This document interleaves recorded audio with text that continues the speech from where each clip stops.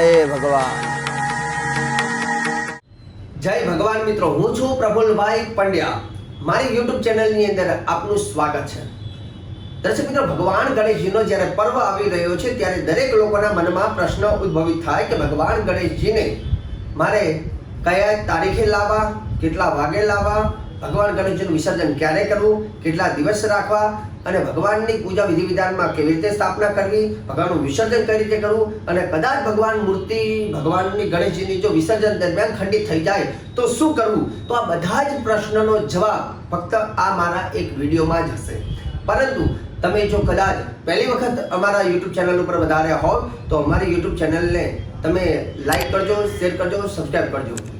દર્શક મિત્રો, ભગવાન ગણેશજીની સ્થાપના 7/9/2024 શનિવારના દિવસે ગણેશજી ઘરે ઘરે આવી રહ્યા છે અને દરેક લોકોના જીવનના દુઃખોને દૂર કરવાના છે।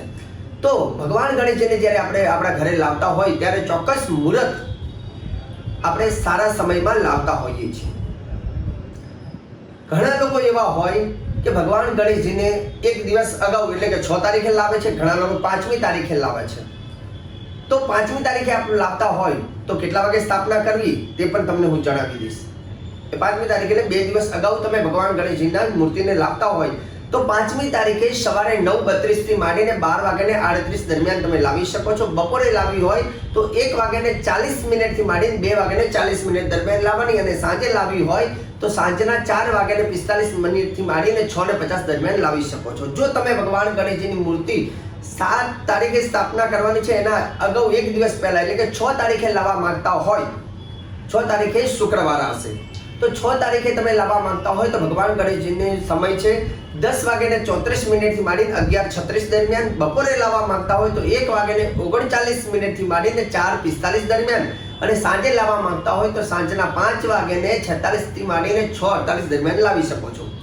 જો તમે 7મી તારીખે ભગવાન ગણેશજીની મૂર્તિને લાવવા માંગતા હોય અથવા ભગવાન ગણેશજીની મૂર્તિ લાવી દીધી હોય અને સ્થાપના વિધિ કરવી હોય તો આ સમયમાં આપ કરી શકો છો। પરંતુ મારા જે મુહૂર્તો હશે ચોઘડિયા પ્રમાણે નથી, મારા મુહૂર્તો જે છે એ હોરા પ્રમાણે છે અને શાસ્ત્રમાં હોરાનું સૌથી વિશેષ મહત્વ આપેલું છે અને હોરામાં કરેલા મુહૂર્તો એ તત્કાલ ફળદાયી બને છે।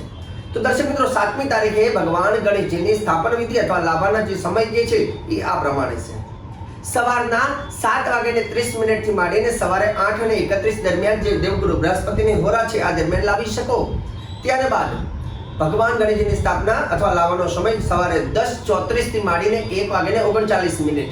ત્યાર પછી બપોરે લાવવા હોય તો 2:41 થી માંડીને 3:42 દરમિયાન અને સાંજના લાવવા હોય તો સાંજે 5:46 થી માંડીને 8:44 દરમિયાન આ ભગવાન ગણપતિને લાવીને આ સમયમાં સ્થાપિત પણ કરી શકો છો। દર્શક મિત્રો, ઘણા લોકોને વિસર્જનનો પણ પ્રશ્ન હોય છે કે વિસર્જન પણ ક્યારે કરવું, સ્થાપનાની વાત કરી પણ વિસર્જનનો સમય પણ તમને કહી દઉં, ત્યાર પછી વિધિ વિધાનની પણ આપણે ચર્ચા કરી લઈએ।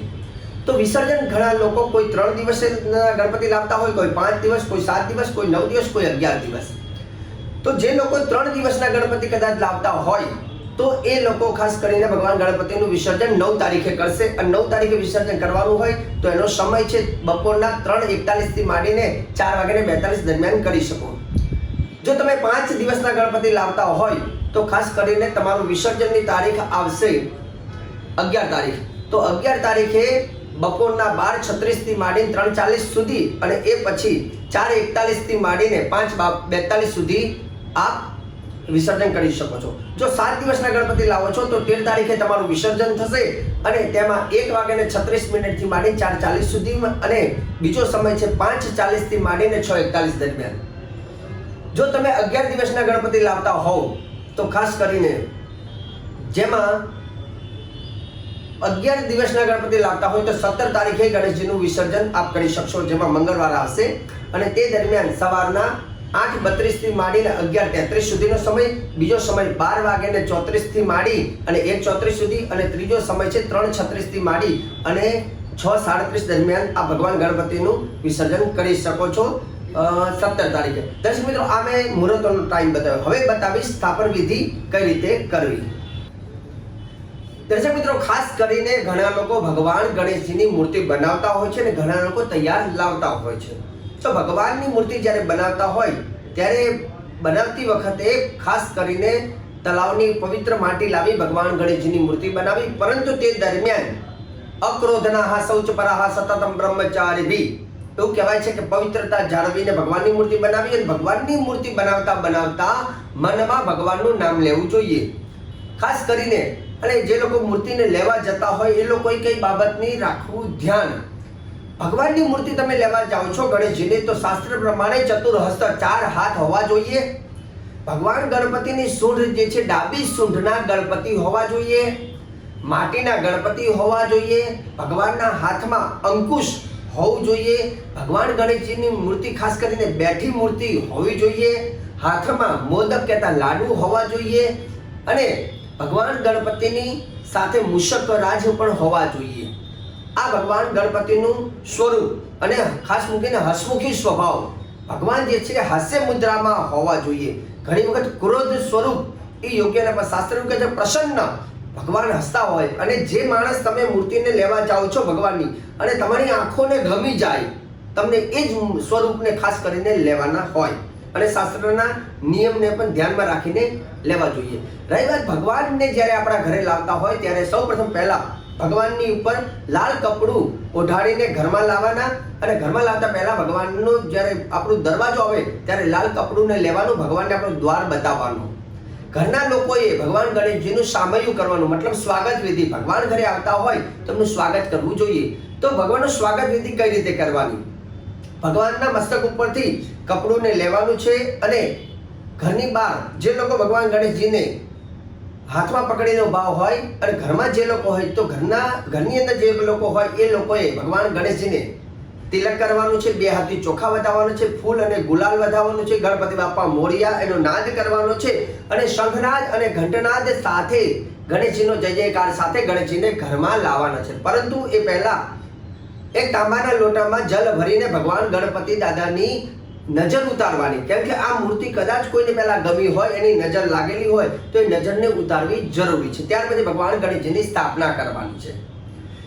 મિત્રો, ભગવાન ગણપતિનું જે સ્વરૂપ જે છે, જેમાં ગણપતિનું સ્વરૂપની જો ચિંતના કરીએ તો ભગવાનની આંખો બહુ નાની છે. ભગવાન મનુષ્યને એ કહે છે જીવનમાં વિઘ્ન ત્યારે નહીં આવે કેમ કે મારી જેમ આંખને ઝીણી કરો. મતલબ કે કોઈ પણ કામ તમે કરો તો ઝીણવટ ભર્યું કરો.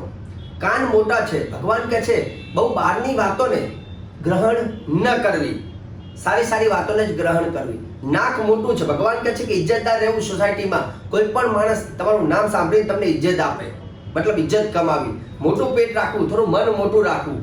ગુસ્સો ભગવાન કહે છે ક્યારેય ન કરવો. ભગવાન ગણપતિ છે ને લાલ રંગના સ્થાપન ઉપર બિરાજમાન થાય એટલે ગુસ્સો કરતા નથી. જે ગુસ્સો કરે ને એના જીવનમાં ઘણી બધી મુસીબતો આવે છે. અને ભગવાન શાંતિ અને ધીરજના પ્રતીક છે. ભગવાન કહે છે કે જીવનમાં હંમેશા શાંતિ રાખશો ને તો સફળતા તમને પ્રાપ્ત થશે. આ ભગવાન ગણેશજીના ગુણો છે. ભગવાન જમે છે મોદક, જેવી તેવી વસ્તુ નથી જમતા, લાડુ જમે છે. ભગવાન કહે છે કે સારું આહાર, ખોરાક પણ સારો ખાજો, જીવનમાં બીમાર ઓછા પડશો.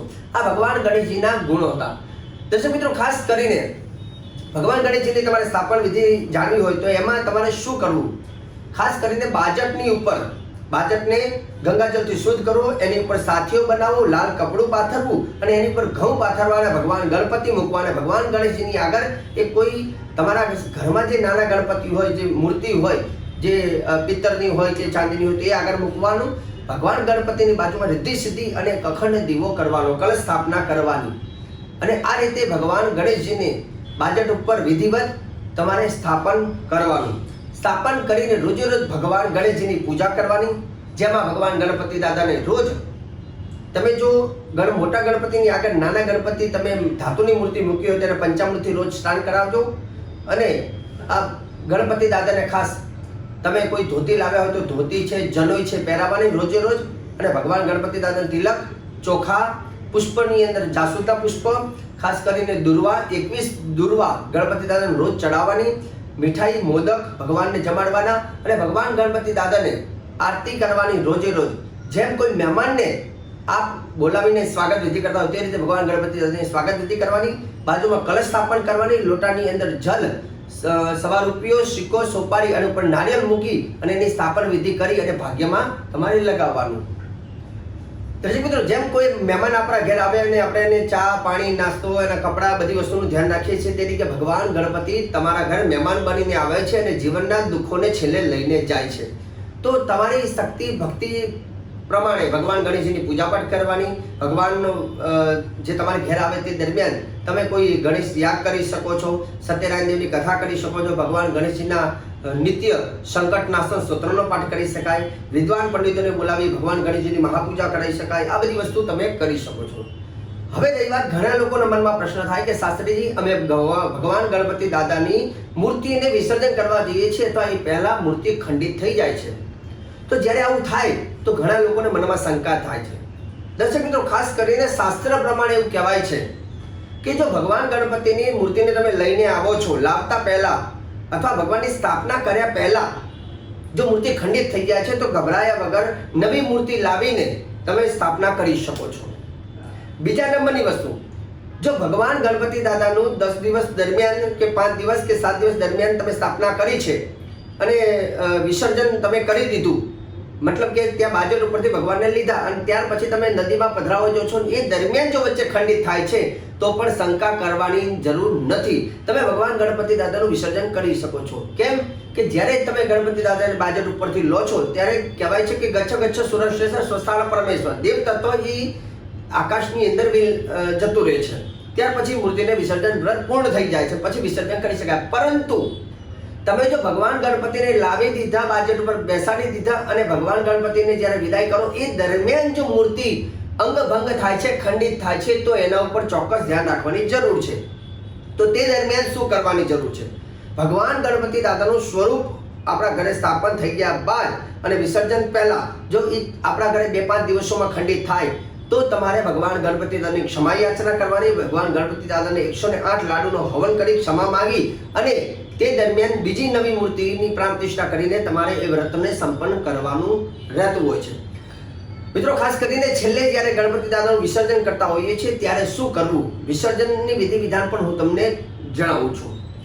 ખાસ કરીને વેદવ્યાસજીએ ભગવાન ગણપતિ દાદાનું અનંત ચતુર્દશીના દિવસે એમણે વિસર્જન કર્યું હતું અને આપણે બધા પણ ગણપતિ દાદાનું વિસર્જન કરીએ છીએ. વિસર્જનની કથા પણ એવી છે કે વેદવ્યાસજીએ જ્યારે ગણેશજીને મહાભારત લખવા માટે બોલાવ્યા ત્યારે તે દરમિયાન ગણેશજી સતત 10 દિવસ સુધી એ લખતા એવું નિયમ હતો કે ગણેશજીએ કહ્યું કે વેદવ્યાસજીને જો તમે બોલવાનું બંધ કરશો તો લખવાનું બંધ કરીશ.